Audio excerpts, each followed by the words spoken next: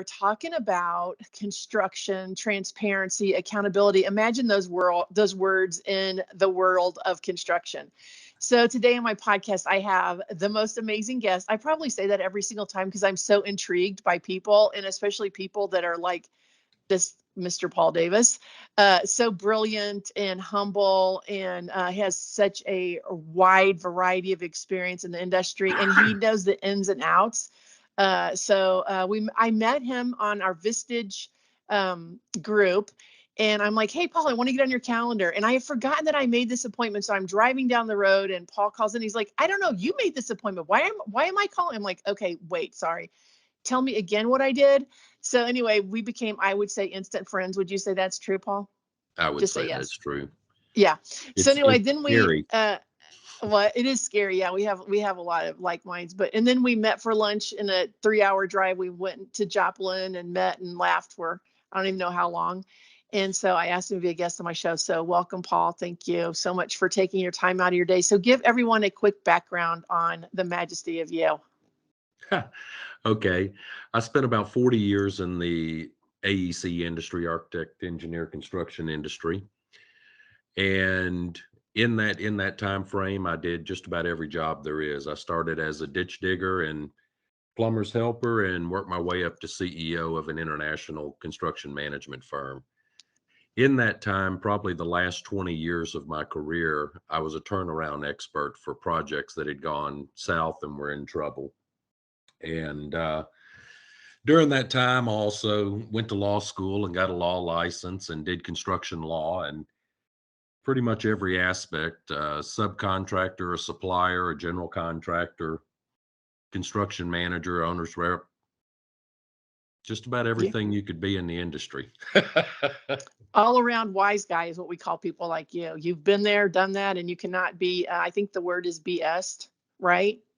Can't BS Paul. I would say my BS meter is pretty sensitive and can peg pretty easily.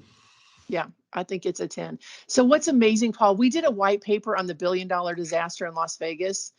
And we're like, look, we could have prevented this. What are you people doing? And then you were involved in that project, right? In the whole trying to disseminate what all happened, right? Are we speaking of City Center and Harmon Tower? Yes, yes, Yes. yes. Mm-hmm. Yes, I am under a non-disclosure, so there's little information I can give. But yes, I was involved in the uh, the disputes between the contractor and the owner on that project. Mm-hmm. Well, and then we were also amazed at the synchronicity we had in our relationship about casinos because you are also the casino turnaround expert. I worked on casinos from 1995 to 2020, so about 25 years. In that time frame, I mainly worked as a owner's representative for the large casinos. Yeah, and then you and Dominic sat and talked about casino construction because that's what Dominic comes from, that world also. So intriguing how the things just, all the dots meet, which is your company, C-Dots, because you connect all the dots. Right. Nine dots is all about thinking out of the box. There's an old cognitive science test about connecting 9 dots together with 4 straight lines, and you have to be able to think outside the box to do it. And typically they ask for you to do it in about 30 seconds. And so 9 dots is all about applying all the problem solving and critical thinking and attention to detail that construction teaches you throughout the years to other industries and to other um, executives within the industry.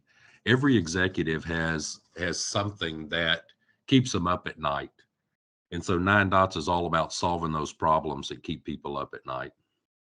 Well, and the crazy thing about those even keeping people up at night is they have to identify really what is it that's keeping you up, right? It isn't usually the thing that's in your face, it's the thing that's around the mountain. And that's where your brilliance comes in and says, well, what's on the other side of the mountain that you think is going to get you? Because that's really what it's about. I think there's 2 things there. There's the what's on the other side of the mountain, and are you being candid and honest with yourself? Lots of, human nature doesn't like to criticize itself.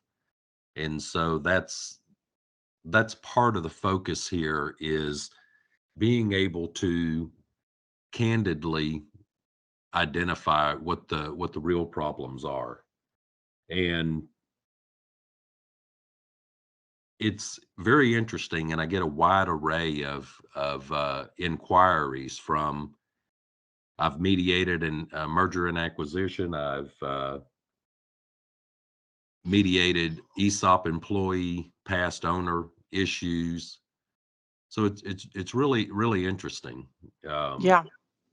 and people call with the most interesting challenges, and they're typically challenges that they don't want to tell an underling because or confide in an underling, because underlings are typically politically looking for a way to gain your job, nor Mm-hmm. do they want to look uh, naive or insignificant to their superiors. And Mm-hmm. in Mm-hmm. this case, with a CEO, the board is their superiors, and then all the lower vice presidents, senior vice presidents, all the other C-suite are politically looking for a way to take your job. So it's Mm-hmm. interesting that CEOs are hung out there with nobody to talk to and nobody to help them solve their issues. Mm-hmm. And the personality of a CEO is a quick decision maker and um, basically the appearance of knowing everything. Mm-hmm. That's so scary. No one knows everything. I'm just going to say breaking news, right? Oh my gosh, Right. to have a just counsel around you is priceless. just look at the companies that are filing bankruptcy and their stock is going in the toilet. Yeah, yeah, no such thing. Yeah. Okay, so question. So the interesting thing, we're solving the biggest challenge in construction, which is collaboration, transparency, accountability. Everything you just described is the challenge of getting is becoming part of the project, because everyone does no, wait a minute, let me articulate this differently. The experience is the people that we're going to and saying, oh, look, we can help solve all these problems. They don't want the owner to know that these problems aren't solved. Like they want them to be like, oh, we've got this handled. Wait a minute, what does she do? Wait, what? You mean like you want this to be collaborative and audit ready? It's just like they look at you like you're foreign. One of our clients we went into at an airport, this is the gospel truth. They brought the general contractor in the meeting, which is fine. And the lady sat there with this spiral notebook and she had written down every submittal. I'm like, who else is reading your spiral notebook? Oh, well, no one. I just have it all organized. Okay, how's that working for you? You know what I'm saying? But that's human nature. You just totally, in a nutshell, did it right there. That's 100%. Yeah, that's interesting. So what does a day in your life look like? A day in my life looks like calling on CEOs and setting up meetings to present possibilities. Mm-hmm. My nine dots has been extremely difficult to market because typically someone who's made it to the top rung is not going to say, "Hey, yeah, I got a problem. Can you help me with the Mm-hmm. problem?" Mm-hmm. Mm-hmm. And if they have a problem, they're going to say, "Oh yeah, we can handle this." Mm-hmm.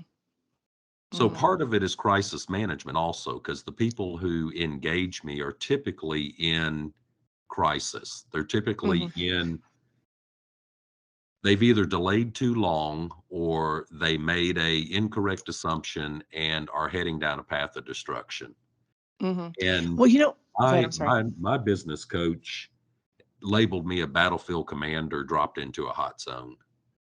And that's where I enjoy being. I enjoy Mm-hmm. being in the chaos and forging the path out of that chaos to a positive outcome.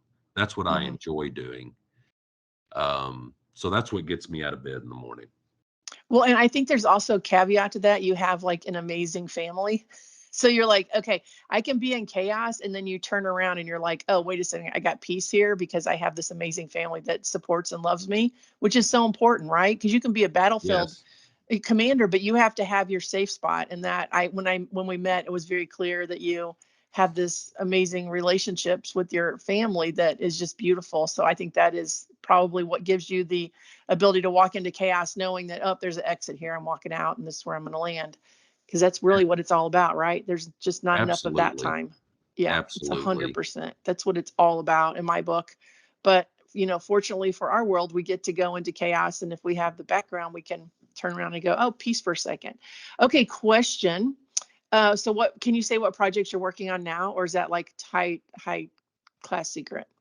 The projects I'm working on now, I'm working as an expert witness in their large disputes. And so, no, they're not, I can't say who they are.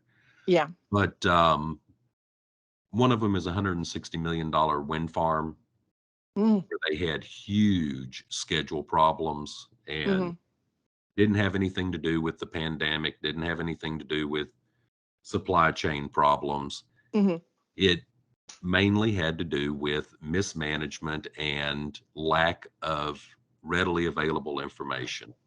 mm-hmm, And I know that's what you specialize in. mm-hmm, And the challenge in here is actually getting the information, because the general superintendent goes, "Hey, Bob, how's it going on number 33? Oh, great, we're moving along great. Yeah, mm-hmm, the tower mm-hmm, hadn't even arrived. The mm-hmm, electrical's not there. The mm-hmm, What do you mean we're moving along great? You're 4 weeks behind schedule." mm-hmm, But mm-hmm. if the superintendent's not diligent to go out there and look at it, and this was a 10,000 acre site, so it's not like the general superintendent's just going to drive around and check everything out. He has to rely on his people Mm-hmm. to give him accurate information. Mhm, mhm, And mhm, if you trust your people, which everybody wants to trust everyone, if you mhm. trust your people, you're often not getting accurate information, Yeah, which is fact. which is unfortunate and sad, but it happens.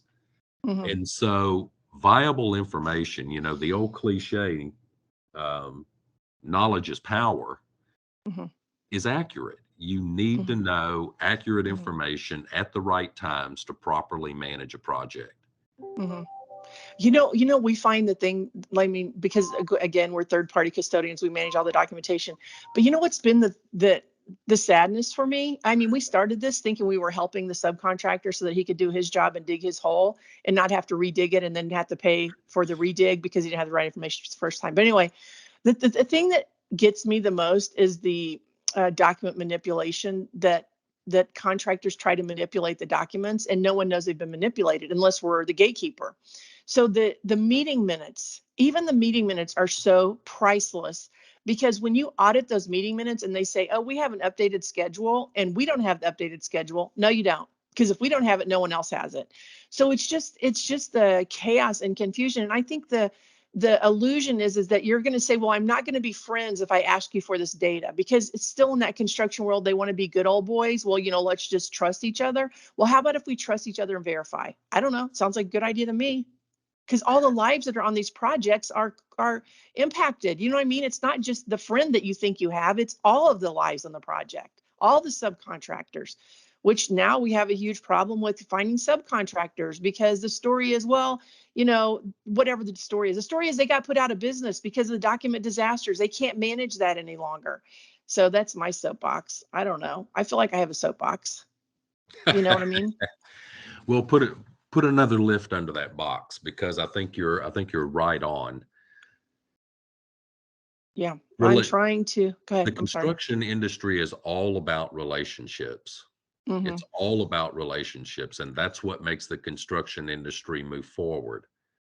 However, the personality that of the person, based on human nature, that enters into the construction market and takes on the risk and takes on the chaos and takes on the challenges of the construction industry, also is somewhat narcissistic. Mm-hmm. And it's difficult to have a true relationship. I Mm-hmm. was I was talking, I know you've experienced this in your career, But I was talking to one of my clients the other day, and we've been working with this guy for 20 years. I mean, we've had the greatest relationship in the world.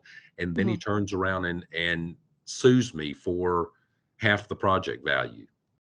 It's everything, the relationship trembles along as long as there's not enough money or not enough risk on the line. And after that, everyone backs into their corner. When I had my construction management firm, one of the discussions I would have is the three-legged stool. There's the owner, there's the contractor, and there's designer. Everybody is friends before they sign the contract and stick a shovel in the dirt. As soon as that happens, everyone back. But you know what else I've seen is the turf wars. So this one large company we're working with, they specifically wrote my name out of the contract with the city. They're like, oh no, you cannot use her. Well, I mean, what a privilege. This huge corporation's worried about me. But then so of course the city's like, no, this is the way we're going to run the project. You can do it or not, but she's in the project. That's it. And I thought, well, that's awesome. But then once the project started, everybody's got turf wars. Oh, well, now the conversation is, oh, well, they don't have proper leadership. Well, we're the only ones that have proper leadership, and our leadership. Well, here's how that all works out. Collaborate with transparency and accountability. And that conversation goes away, right? Because then we know what's going on. But I was flying on the airplane. I don't even know where I was going, somewhere recently. And I always know, I fly Southwest, so I know who all the contractors are because they have a look. They either have a look of like, oh my God, or they have their shirt on that says, hey, I'm a contractor. So of course I sit next to this gentleman and he's like, oh, so I noticed your jacket. What's MySmartPlans? I'm like, well, this is what we do. And he told me the company he worked for. I go, I actually give your company the hives. I mean, I think Benadryl's probably at the meetings. He's like, well, my company's a large organization. I'm well aware. And so then he starts telling me all the problems. He's like, you should see how we have to do this. And I mean, nobody has information governance. We can't find anything. It's just terrible. I'm like, really? Huh? Like, so you can't really control your employees to tell it like it is whenever they get in certain situations. You know what I'm saying? Like, look, we can fix this problem. Hello. And plus their bottom line is like increased. I don't know. Some of our studies are like 20%, but who knows what the real number is? Because if you don't have litigation, what's that number, right? Peace of mind. Where do you quantify that? It's all supposition. Yeah. Well, I don't even understand. What's supposition? Is that interpretation? It's all based on. Oh, based on. Okay. I didn't get that one in school. Okay. Well, so we love your time. We know it's valuable. We're gonna put this all together, and I hope anyone that has any questions, especially the Corps of Engineers, you should be on every Corps of Engineers project because they're putting all the small businesses out of business. Right. And they laugh about it like it's, oh, it's just, we have this and whatever. Excuse me, you're putting all of the people that are doing the work out of business so that you can somehow have a delusion that you know something different. So I'm gonna keep bringing your name up in our meetings and be like, do you guys know Paul Davis? Paul Davis. Hello, why is not Paul Davis on your project? Because I mean, Well, I appreciate that.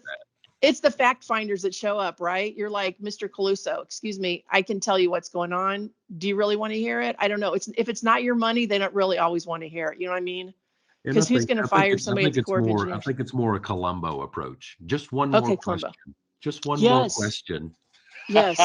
Yes. Let me just ask you, and the way you do it with your tone, just one more thing. Yeah, It's true. It's just one more thing. Oh my gosh. Well, we appreciate your time. And again, it's been a pleasure knowing you. I love the text. Oh, especially a text the other day. I'm like, oh, Paul, you're like crazy on liking all my LinkedIn stuff. You're like, you're an idiot. I'm not liking any of your stuff. I'm like, but you are.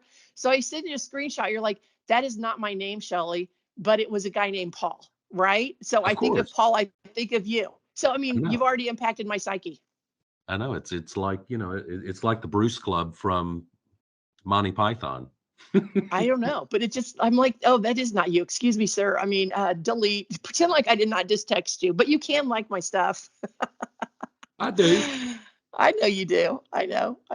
Okay. Well, have a fabulous, amazing day. Tell your family hello, and I'm sure we'll talk soon. Sounds great. Thank you both. Bye-bye.